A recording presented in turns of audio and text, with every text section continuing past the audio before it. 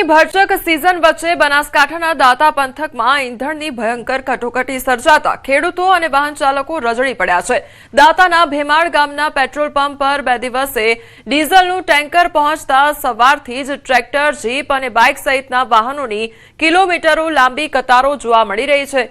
તો આ વિસ્તારમાં મોટા પાયે કોરીઓ આવેલી હોવાથી ડમ્પર, જેસીબી અને ટ્રેક્ટરો માટે ડીઝલની માંગ આકાશે આંબી ગઈ છે, જેની સામે પુરવઠો સાવ તળિયે બેસી ગયો છે। કલાકો સુધી ધોમધકતા તાપમાં લાઇનોમાં ઉભા રહેવા છતાં પૂરતું ઈંધણ ન મળતા ખેડૂતો અને કોરી માલિકોમાં તંત્ર સામે ભારે રોષ ફાટી નીકળ્યો છે। સોશિયલ મીડિયા પર લાંબી કતારોના વિડીયો પણ વાયરલ થયા છે। તો બીજી તરફ હાઈવે પર ચક્કાજામ જેવી સ્થિતિ સર્જાતા અકસ્માતનો ભય પણ સતાવી રહ્યો છે। વધતી ભીડને નિયંત્રિત કરવા માટે પંપ સંચાલકોએ આખરે નવી ટોકન સિસ્ટમ શરૂ કરી છે। તો વાહન દીઠ માત્ર ₹2000 સુધીનું જ ડીઝલ આપવાની મર્યાદા નક્કી કરી છે।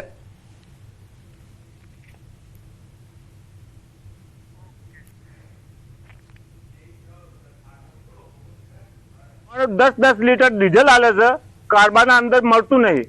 હવે 5 કિલોમીટર ડીઝલ લેવા જઈએ તો આવવા જવાનું ડીઝલ થઈ રહેશે। 2 લીટર એમાં બળી જાય, 8 લીટર ડીઝલ બચે। તો અમારે શું કરવાનું? કોઈક સરકાર એવી નવી પ્રોસેસ કાઢે કે અમારે આવતા સમયમાં સિઝનના અંદર ખેડૂતોને તકલીફ ના પડે। અમે ખેડૂત છીએ ને અમારે આ પાક બધું થવાનું હોય બરાબર, એના માટે અમને ડીઝલની શોર્ટેજ પડે છે।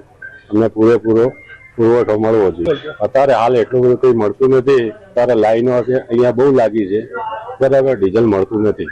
સવારના 8 વાગ્યાના ઉભા છે, હજી કોઈ ઠેકાણું પડતું નહીં। અમે તો એટલું કહેવામાં આવે, અમે ખેડૂત માણસો છીએ, અમારે ખેતી માટે જોઈએ ડીઝલ, એ પ્રમાણે અમને ડીઝલ આપે તો સૌથી સારું છે। સરકારને નમ્ર વિનંતી છે કે કોઈ ડીઝલ આપે તો